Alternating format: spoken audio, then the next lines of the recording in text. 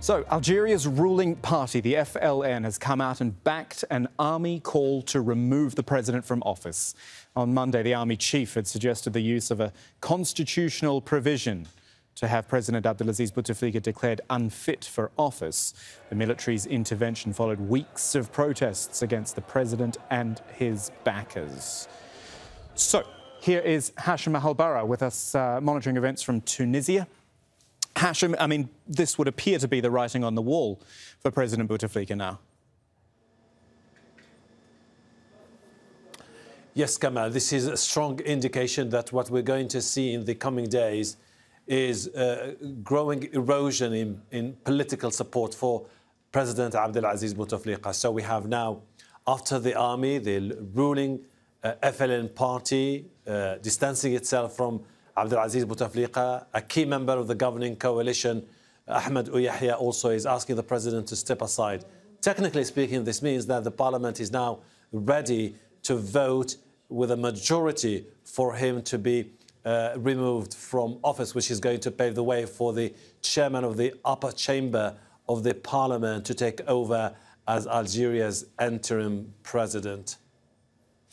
And then, Hashem, I mean, it would be a long process, wouldn't it? Even though we do seem to have a lot of movement, the Constitutional Council moving quickly, the whole idea of a new constitution and refreshing almost the entire leadership, that could be months.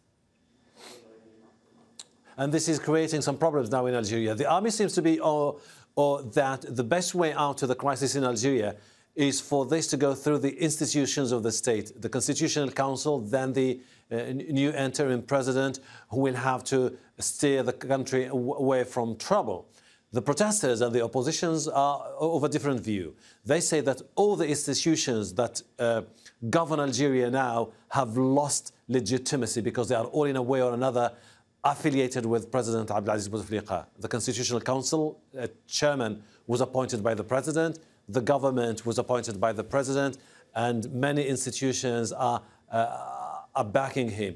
What they are suggesting instead is a new independent figure who has huge support among the Algerians to lead the country for a transitional period. And then they can draft a new constitution and organize new parliamentary and presidential elections.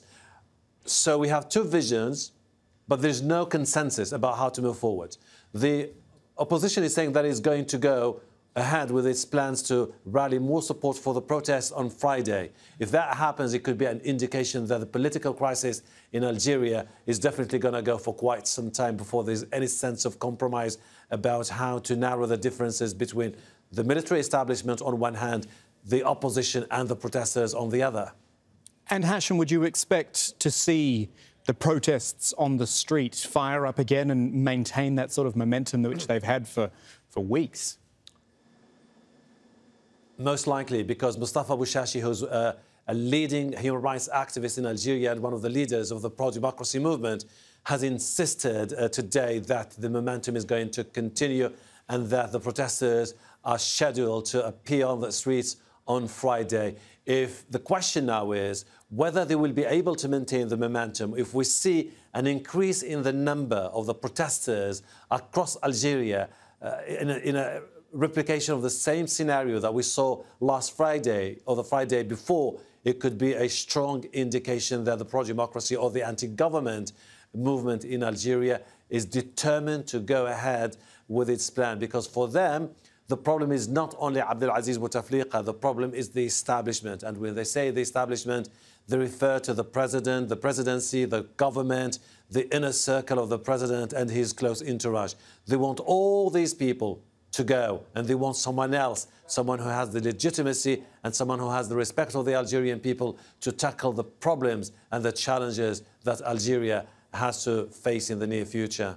Hashem Ahelbarra with the latest developments out of Algeria. Thank you.